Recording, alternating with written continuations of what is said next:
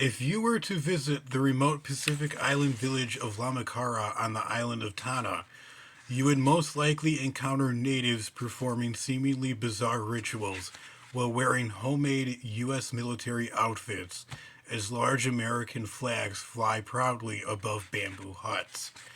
This unusual display celebrates American materialism and honors a mysterious and mythical messiah like figure known simply as John Frum. John Frum is a still unidentified American soldier who arrived on Tana at some time during the late 1930s and 1940s. To the island peoples, John Frum is considered a hero and a living god. Many of the older islanders claim to have encountered him or had known him personally. Island lore says that he still lives at the top of a smoldering volcano, which they call John Frum's house, and he is still worshipped to this very day. According to one village elder who was interviewed by Smithsonian Magazine, John Frum promised his island people shiploads and plane loads of cargo to us from America if we prayed to him. Radios, televisions, trucks, Zippo lighters, ice boxes, Coca Cola, and many other wonderful things. However, despite their adamant assertions that the mysterious American who they claim is more powerful than Jesus, there is scant evidence to suggest that a man named John Frum is still alive today, let alone existed in the first place. Deep in the South Pacific, some 600 miles west of Fiji, sits Tana, a 25-mile long island with a population of 29,000, making it the most populous island in the Tefea province of Vanuatu. Located on the south end of this island is a volcano known as Mount Yasur. It stands at a massive 1,184 feet tall and towers over the jungles and beaches of the island. Mount Yasur is always in a constant state of near eruption, and black thick smoke can always be seen bellowing from its caldera. Yasur is a direct translation of the word God and Quimera, one of the four languages spoken on the island. It was the bellowing black smoke and the red glow of Mount Yasur's magma that attracted Captain James Cook to the island of Tana in 1774. Captain Cook was forbidden to climb to the cone of Mount Yasur by the village elders, as it was considered taboo, but he did map the island and give it its name, Tana, from the Quimera word for earth. Nestled into the hillside, under the omnipresent shadow of Mount Yasur, is a small village called Lamacara. Here, life is simpler. People live in bamboo huts or crudely constructed houses. Modern technology is strictly prohibited. Grass skirts the islanders' traditional attire is proudly worn. Many locals practice polygamy. Children do not attend public schools, and many locals earn their living by fishing the nearby seas. And pre colonial traditions are strictly adhered to. For most of its history, Tana was a colony. First a colony of the French, before becoming a colony of the British. It remained under British rule until it was granted its independence in 1980. It was also known as New Hebrides. The story of how John Frum became intertwined with the island of Tana has many origins, but it is agreed that he arrived in the island during the late 1930s and 1940s. A man dressed in Western clothing roamed the island, promising locals that he would bring them houses, automobiles, and food. In some stories, he is a white man. In other stories, he is an African American man. And in one intriguing version of the story, John Frum appeared before a dozen village elders late one night as a vision. The elders drank kava, a natural drink derived from the kava plant that is well known for its hallucinogenic properties, similar to ayahuasca. Shamans throughout the region use it as a way to communicate with the spirit world.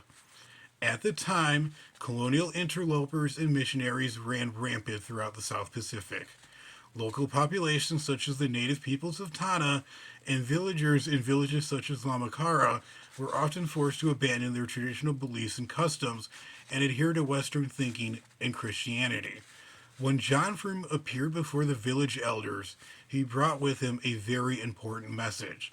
The native peoples of Tana should wholeheartedly reject the imposed systems of the missionaries and the colonizers, their currency, their education, and their works, and to embrace and reimburse their own cultural identity. When they did this, John Frum said that the Westerners would flee from the island, leaving behind a vast amount of riches and resources. And that is what they did. The native peoples began to openly rebel against their colonial overlords. They refused to go to church. They rejected Western clothing, returning to wearing their traditional attire. They refused to let their children attend public school. They even went as far as to actually throw their currency into the ocean. It appeared that a cleansing of the island was taking place. In fact, the word Frum is the native pronunciation of the word broom, implying that the natives were sweeping the oppressive Westerners off of their island. The colonial powers were having none of it. Their response was swift and brutal. In 1941, they arrested the island's chief, Nayakaya, and several other prominent members of the movement, moving them to a prison island called Port Vila. They believed that by doing this, a sense of order would be restored to the island of Tana, but that was not the case.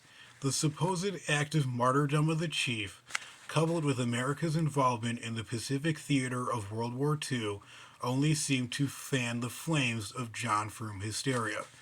Tana and the worship of John Frum is just one notable example of the so-called cargo cults that sprang up across the South Pacific during World War II, when the presence of American troops, and therefore American influence, began to spread exponentially throughout the region.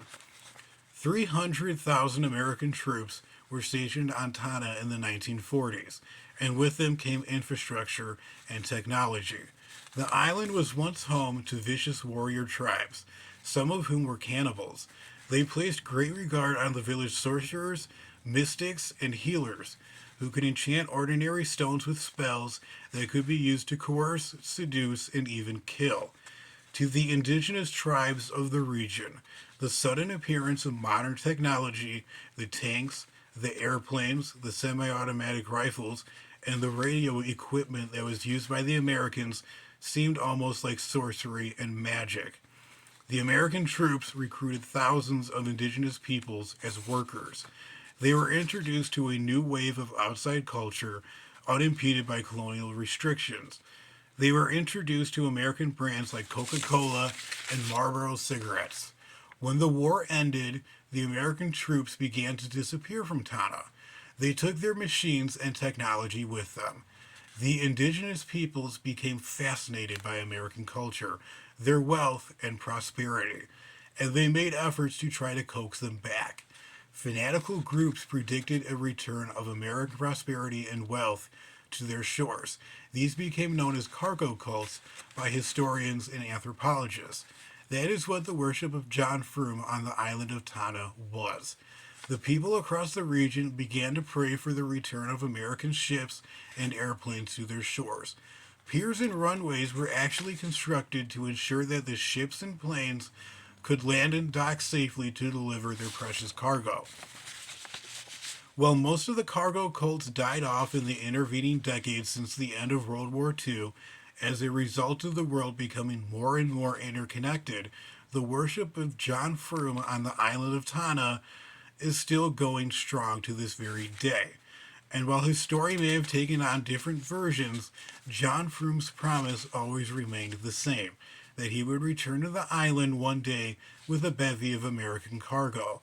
Astonishingly, John Frum is still very much involved in the day-to-day rituals and practices of the island of Tana. Every evening, the men retreat to their sacred grounds, drink kava, and sing hymns to John Frum.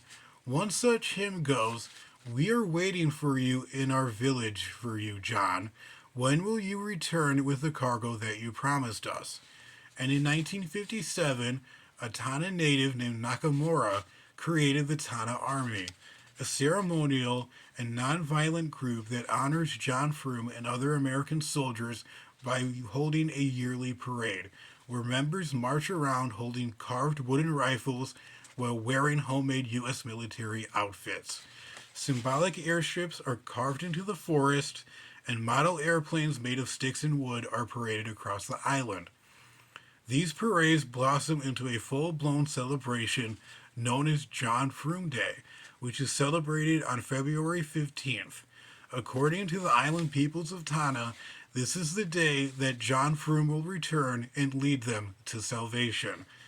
The entire population of Tana migrates to the village of Lamakara, a holy site on the island, as it is where John Frum first appeared, for a full day of drinking, feasting, praying, and dancing. Despite extensive research, nobody has been able to track down the true identity of John Frum. Like most folk tales around the world, his story was birthed and spread through murky tellings, retellings, and omissions. However, the popularity of John Frum does not necessarily speak to the naivete or ignorance of the Tana people. Quite the opposite. The creation of the legend of John Frum was a necessity to help incoherently express an impoverished community's wants, needs, and desires. The character of John Frum was a friendly interpretation of what the people of Tana hoped the Americans would be. A prosperous and wealthy nation, yet philanthropic and humanitarian. A nation born out of revolution that could help a struggling island nation endure its own colonial nightmare. But even though no such help, no such cargo ever arrived on the shores of Tana in the intervening decades, their faith never dwindled. It remained strong, and is a testament to the dedication and willpower of its people and to the power of a promise that they believe has yet to be fulfilled. The native peoples are content for now, waiting for the return of their American Jesus, and in the meantime, it seems that we will have to wait with them.